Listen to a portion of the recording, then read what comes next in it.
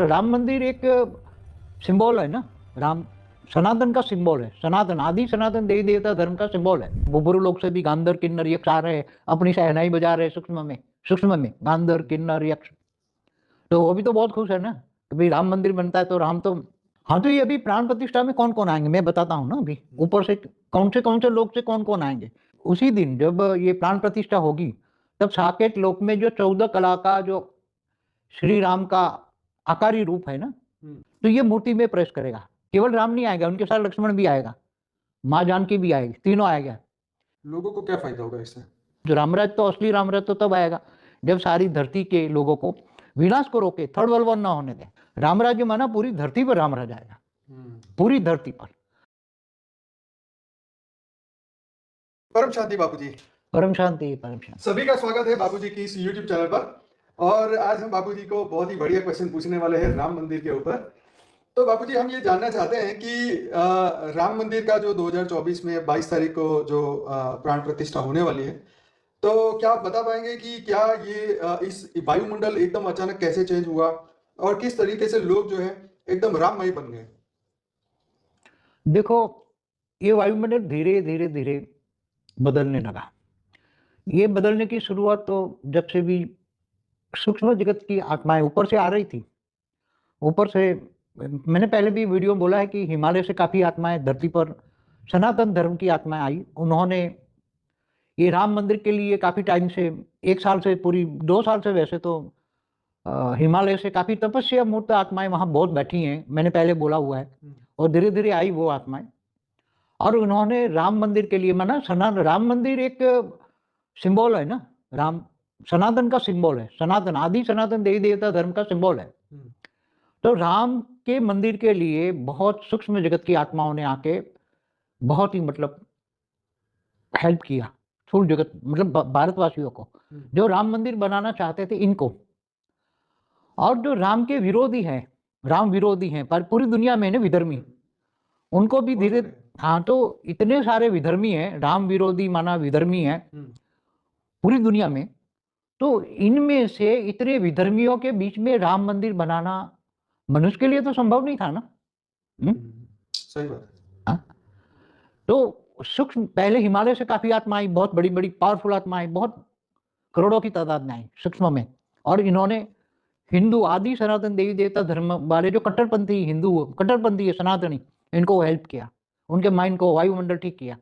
और अभी जो एकदम वायुमंडल चेंज हो रहा है, तो अभी 2-3 महीने से धीरे धीरे धीरे करके ऊपर से भूलोक से ऊपर जो 60 लोग है ना, बुबुरु लोग से भी गांधर किन्नर यक्ष आ रहे हैं, अपनी शहनाई बजा रहे हैं सूक्ष्म में गांधर किन्नर यक्ष।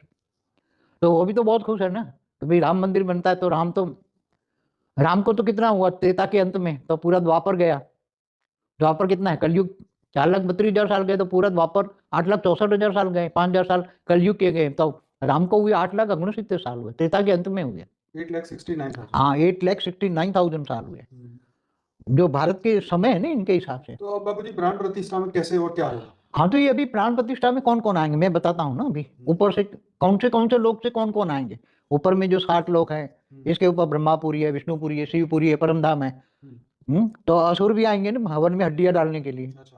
डाल रहे ना, जिन्होंने राम मंदिर को अटकाने के लिए जिन जिन लोगों ने, चाहे सुप्रीम कोर्ट में भी अड़ंगा डाला हो इतने सालों से, वो सारे असुर ही है।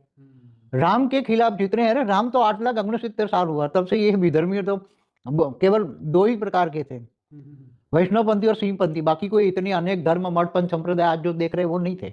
वो तो अभी 3,900 साल से इस्लामी जो आए ना, मैंने बोला ना 3,900 साल पहले अब्राहम आया। अब्राहम ने बाद में उनकी जो डायनेस्टी चली। तो ये आज की तारीख में भूलोक से ऊपर भूलोक से गंधर्व किन्नर यक्ष आ रहे हैं। स्वर्गलोक के देवता भी कुछ साकार में भी हैं, कुछ आकारी रूप में ऊपर से भी आ रहे हैं। महालोक, स्वर्गलोक से ऊपर महालोक है, बड़े बड़े महर्षि बैठे हैं, वो बहुत बड़े खुश हैं।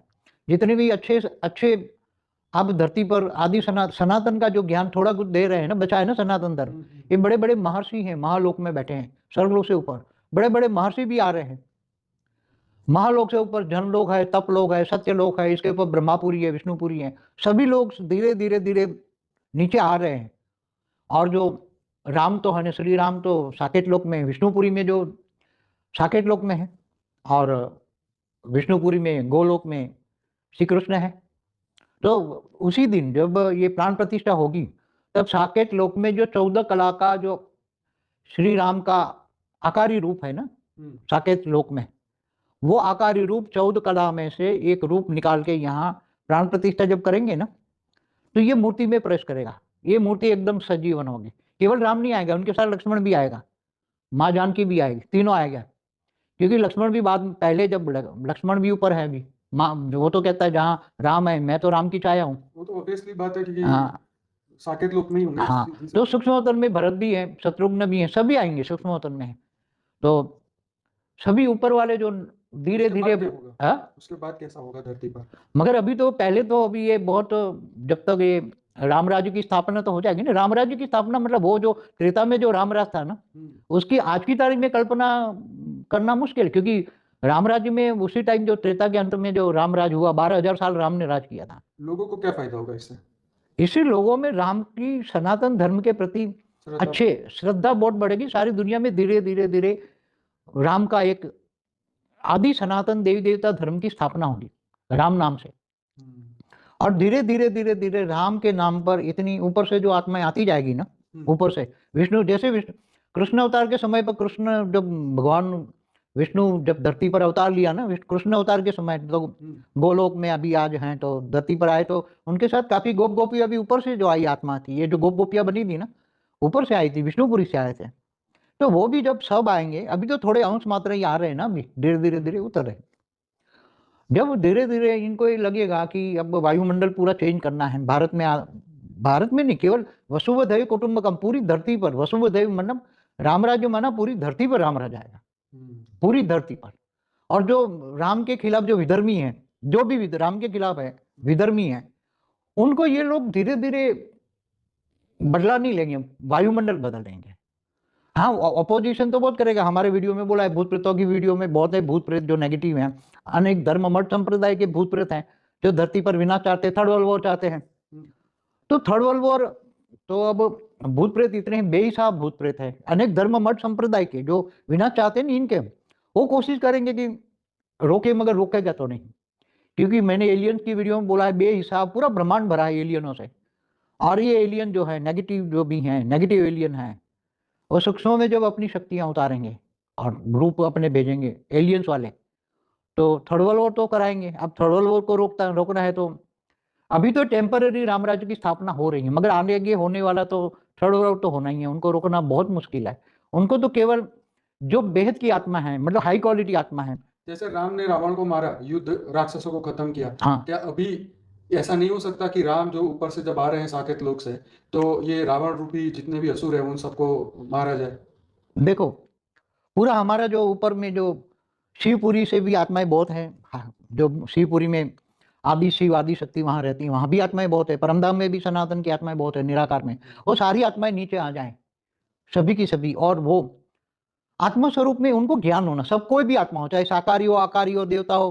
क्योंकि इंद्र को भी तो ब्रह्म ज्ञान नहीं था ना, देवताओं को भी ब्रह्म ज्ञान माना, ब्रह्मांड का आदि मध्य का ज्ञान सबको होना चाहिए। और आत्मा स्वरूप का आत्मज्ञान तो कॉमन चीज है कि मैं आत्मा हूँ। ये शरीर अलग है, 5 तत्वों की दुनिया अलग है, मृत्यु लोक है, ऊपर सूक्ष्मवतन में भी देवता रहते हैं, ऊपर 7 लोक में, नीचे 7 पाताल लोक में असुर रहते हैं। तो जैसे महाभारत में भी असुर आए ना, दुर्योधन दुशासन जैसे, उसको मदद करने के लिए सारे आए।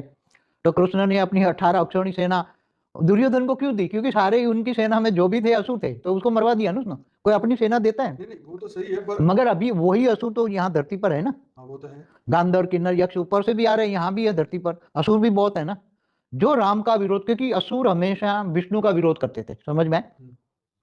असुर हमेशा विष्णु का विरोध करते थे। तो जो विष्णु, राम और कृष्ण तो विष्णु के अवतार थे ना, तो इनको विरोध में जो दुर्योधन दुशासन जैसी आत्माएं जहां भी होगी, बहुत बेहिसाब असुर 7 पाताल लोग भरे पड़े थे ना, असुर महासुर सब। तो वो सभी मनुष्य रूप में भी, साकारी भी आकारी है। देवता भी क्या बोलते हैं, वानर बन के आए थे। हाँ, देवता वानर बन, तो धरती पर होगी। हाँ? अभी तो वो मनुष्य अवतार में भी होंगे, कोई साकारी होगा, कोई आकारी होगा, कोई उड़ के ऊपर स्वर्गलोक में भी गया, कोई महालोक में भी गए हैं, ऊपर के लोकों में भी गए हैं। वापस गए होंगे कुछ आत्मा। राम अवतार के बाद तो कई आत्माएं ऊपर तपस्या करके महालोक में भी गई हैं। वो सब धरती पे इकट्ठे हुए, और जो आज के जो मनुष्य हैं, जो राम के भक्त हैं, वो मिलके क्या करे ऐसा कि वायुमंडल बदल जाए? देखो, ऊपर वाले जो आए वो तो टेम्पररी आके फिर वापस चले जाएंगे। अच्छा, तो फिर फायदा क्या? फायदा तो टेम्पररी है, अच्छा, जागना तो सबको पड़ेगा ओके। और उतारना भी सबको पड़ेगा। ऊपर से देखेंगे, अब देखेंगे कि ये विधर्मी हैं, अनेक धर्म मठ पंथ संप्रदाय, क्योंकि हिंदू सनातन में भी जो हैं बैठे हुए हैं वो भी आपस में लड़ते हैं ना, हाँ, तो वही आपस में लड़ते हैं ना। सनातन में भी इतने फ्रैक्शन है कि जिन आपस पर में एक राम नहीं भक्त है होते। वो क्या कर सकते राम के नाम पर एक हो जाए, हैं? हाँ, ये तो राम के नाम पर सब सब एक हो जाए सही बात। और विधर्मियों का डट के मुकाबला करें। हुँ, और एक ही रास्ता है, देखो अभी सुपर फास्ट वायुमंडल को बदलना पड़े, हुँ, पूरी धरती का वायुमंडल बदलना पड़े, तो सभी आत्मस्वरूप में स्थित हो जाए। मैं आत्मा हूँ और आत्मस्वरूप में स्थित हो जाए। और अभी तो ये ऑलमाइटी को याद करके, ऑलमाइटी को कनेक्शन जोड़ के, योग करके, पावर उतार के परम शांति के वाइब्रेशन पूरी धरती पर फैला दे सभी मिलके। हुँ, जो सनातन नहीं है तो धरती से पूरा सनातनी परम शांति के वाइब्रेशन फैलेंगे, तो कोई परम शांति के वाइब्रेशन सबको टच करेंगे ना, तो असुर भी सुर बन जाएंगे,